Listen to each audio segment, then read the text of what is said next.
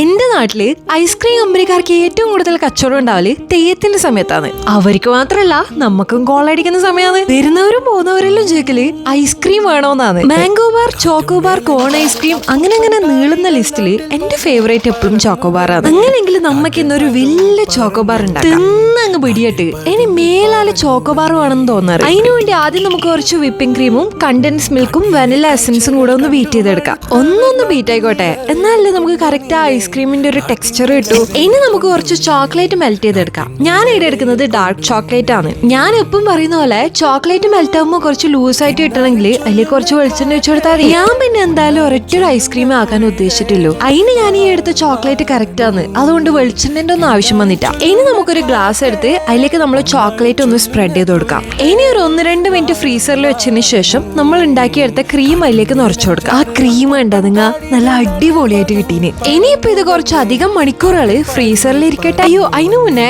ഒരു സ്റ്റിക്കും കൂടി കുത്തി വെച്ചോട്ടാ. ഇനിയിപ്പോ നമ്മൾ ഐസ്ക്രീം സെറ്റ് ആയതിനു ശേഷം അതിന്റെ മേലേക്ക് കൂടെ കുറച്ച് ചോക്ലേറ്റ് നമുക്ക് ഒഴിച്ചു കൊടുക്കാം. ഒരു ഫിനിഷിങ്ങിൽ വേണ്ടേ, അതുകൊണ്ട് എടുത്തത്. ഇനിയിപ്പോ നിങ്ങൾക്ക് വേണ്ടെങ്കിൽ ഇടണ്ട. ഇനി എല്ലാം സെറ്റ് ആയതിനു ശേഷം ആ കപ്പ് ഒന്ന് പറിച്ചു കളയാം. മുന്നേ ഒരു പ്രാവശ്യം ആക്കിയാലും കപ്പ് പൊളിക്കാൻ കുറച്ച് ബുദ്ധിമുട്ടുണ്ടായോണ്ട് ഇപ്രാവശ്യം പെടുവോന്ന് ഞാനൊന്ന് വിചാരിച്ചിന്. പക്ഷെ ഇപ്രാവശ്യം സെറ്റ് ആയി കിട്ടിയിട്ടുണ്ട്. ഒരു യമണ്ടൻ ചോക്കോബാർ. ചോക്കോബാർ ഇഷ്ടമുള്ളൊരിക്കലും ദാ ഇതുപോലെ അങ്ങ് ആക്കിയിട്ട് കൊടുക്കുക. പൊളി സാധനം, വേറെ ഒന്നും പറയാനില്ല. അപ്പൊ ഇങ്ങനെ ട്രൈ ചെയ്ത് നോക്കല്ലേ. ട്രസ്റ്റ് മീ ഗൈസ്, നിങ്ങൾക്ക് എന്തായാലും ഇഷ്ടപ്പെടും.